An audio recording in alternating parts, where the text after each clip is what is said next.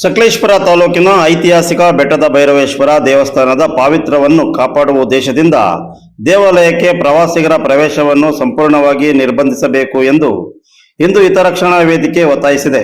ಈ ಸಂಬಂಧ ಸಕಲೇಶಪುರ ತಹಶೀಲ್ದಾರರಿಗೆ ಮನವಿ ಸಲ್ಲಿಸಿರುವ ಸಂಘಟನೆಯ ಅಧ್ಯಕ್ಷ ಮಂಜುನಾಥ ಕಬ್ಬಿನಗದ್ದೆ ಮಾತನಾಡಿ, ಪಾಂಡವರ ಕಾಲದ ಐತಿಹಾಸಿಕ ಹಿನ್ನೆಲೆಯುಳ್ಳ ಈ ದೇವಸ್ಥಾನವು ಸಾವಿರಾರು ಕುಟುಂಬಗಳ ಮನೆ ದೇವರಾಗಿದ್ದು ಲಕ್ಷಾಂತರ ಭಕ್ತರ ಆರಾಧ್ಯ ದೈವವಾಗಿದೆ ಎಂದು ತಿಳಿಸಿದ್ದಾರೆ. ಇತ್ತೀಚಿನ ದಿನಗಳಲ್ಲಿ ಕೆಲವು ಪ್ರವಾಸಿಗರು ಚಪ್ಪಲಿ ಧರಿಸಿಕೊಂಡೇ ದೇವಾಲಯದ ಆವರಣ ಪ್ರವೇಶಿಸುವುದು, ಮೋಜು ಮಸ್ತಿ ನಡೆಸುವುದು, ಜೋರಾಗಿ ಸಂಗೀತ ಹಾಕಿ ನೃತ್ಯ ಮಾಡುವುದು ಸೇರಿದಂತೆ ದೇವಸ್ಥಾನದ ಪಾವಿತ್ರ್ಯತೆಗೆ ಧಕ್ಕೆ ತರುವ ರೀತಿಯಲ್ಲಿ ವರ್ತನೆ ನಡೆಸುತ್ತಿದ್ದಾರೆ. ಇದರಿಂದ ಭಕ್ತರ ಧಾರ್ಮಿಕ ಭಾವನೆಗಳಿಗೆ ಧಕ್ಕೆಯಾಗುತ್ತಿದ್ದು ದೇವಾಲಯದ ಗೌರವಕ್ಕೂ ಧಕ್ಕೆ ಉಂಟಾಗುತ್ತಿದೆ ಎಂದು ಮನವಿಯಲ್ಲಿ ಉಲ್ಲೇಖಿಸಿದ್ದಾರೆ.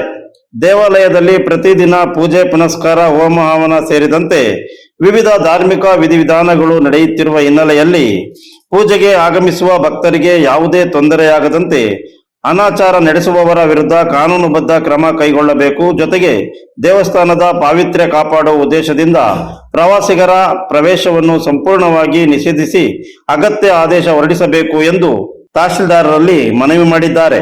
ತಹಶೀಲ್ದಾರ್ ಅವರಿಗೆ ಒಂದು ಮನವಿಯನ್ನು ಕೊಡ್ತಾ ಇದೀವಿ.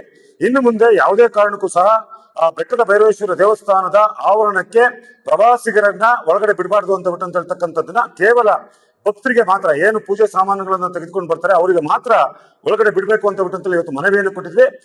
ಅದೇ ರೀತಿಯಲ್ಲಿ ಇವತ್ತು ಮೊನ್ನೆ ಎಸಿ ಸಾಹೇಬ್ರವರು ಸ್ಪಂದನೆ ಮಾಡಿ ಅಲ್ಲಿ 2 ಜನ ಹೋಮ್ ಗಾರ್ಡ್ ಗಳನ್ನ ಹಾಕಿ ಸಂಪೂರ್ಣವಾದಂತಹ ಭದ್ರತೆಯನ್ನು ಮಾಡ್ತೀವಿ. ಮತ್ತೆ ಅಲ್ಲಿ ನಾವು ಈಗಾಗಲೇ ಹೇಳಿದ್ವಿ, ಅಲ್ಲಿಗೆ ಸಂಪೂರ್ಣವಾದಂತಹ ವಸ್ತ್ರ ಸಂಹಿತೆ, ಡ್ರೆಸ್ ಕೋಡ್ ಅನ್ನು ಹಾಕೊಂಡೆ ಬಂದಿರತಕ್ಕಂಥ ಮಾತ್ರ ಒಳಗಡೆ ಬಿಡಬೇಕು ಅಂತ ಹೇಳ್ತಕ್ಕಂಥ ಮನವಿಯನ್ನು ಮಾಡಿದ್ವಿ. ಹಾಗಾಗಿ ಇದು ಕೇವಲ ಮಾರ್ಚ್ ತಿಂಗಳಲ್ಲಿ ನಡೆದಂತಹ ಘಟನೆ ಇಡೀ ರಾಜ್ಯಕ್ಕೆ ಗೊತ್ತಾಗಿದೆ. ಅಲ್ಲಿ ಅಮಾಯಕ ಪ್ರಶಾಂತ್ ಬೆಟ್ಟಗೆರೆ ಮತ್ತು ಗುರು ಅಂತ ಹೇಳ್ತಕ್ಕಂಥ 2 ಅಮಾಯಕ ಹಿಂದೂಗಳ ಕಾರ್ಯಕರ್ತರುಗಳನ್ನ 15 ದಿನಗಳ ಕಾಲ ಜೈಲಿಗಿಟ್ಟು ಇಷ್ಟೆಲ್ಲ ಅನಾಹುತಗಳಾದ್ರೂ ಸಹ ಇವತ್ತು ತಾಲೂಕಾಡಳಿತ ಮತ್ತು ಜಿಲ್ಲಾಡಳಿತ ಎಚ್ಚರಿಕೆಯನ್ನು ವಹಿಸ್ತಾ ಇಲ್ಲ. ಹಾಗಾಗಿ ಇವತ್ತು ಮನವಿಯನ್ನು ಕೊಟ್ಟಿದ್ದೀವಿ. ಮುಂದಿನ ದಿನಗಳಲ್ಲಿ ಅಕಸ್ಮಾತ್ ಆಗಿ ಯಾವುದೇ ರೀತಿಯಾದಂತಹ ಅಹಿತಕರಗಳ ಘಟನೆಗಳಾದ್ರೆ ಅದಕ್ಕೆ ನೇರ ತಾಲೂಕು ಆಡಳಿತ ಹೊಣೆ ಅಂತ ಹೇಳ್ತಾ ಇನ್ನು ಯಾವುದೇ ಕಾರಣಕ್ಕೂ ಸಹ ಅಲ್ಲಿ ಪ್ರವಾಸಿಗರನ್ನ ಬಿಡಬಾರ್ದು ಅಂತ ಹೇಳ್ತಕ್ಕಂಥದ್ದು ಈ ಮೂಲಕ ಇವತ್ತು ಮನವಿಯನ್ನು ಕೊಟ್ಟಿದ್ದೀವಿ ನಾವು.